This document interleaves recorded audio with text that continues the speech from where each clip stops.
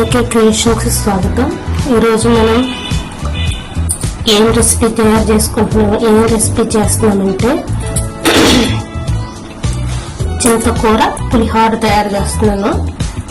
దానికి మనం చింతకూరని శుభ్రం చేసుకుని వాటర్లో వేసాను అనమాట. కడిగి దీన్ని అట్టే పెట్టుకున్నాం. దీనికి కావాల్సినవి పోపు పెట్టాలి కదా, పోపు పెట్టుకుని దీన్ని కొంచెం కచ్చా వచ్చాక గ్రైండ్ చేసి పెట్టుకుంటాం మిక్సీ.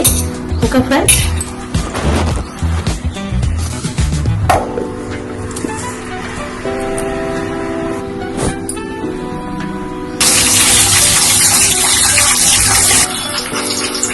దీంట్లోకి మనం మిక్సీ బట్టి చింతకూరని యాడ్ చేస్తాం.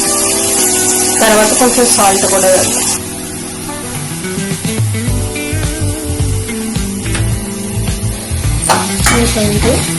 దీంట్లో మనం రైస్ యాడ్ చేద్దాం.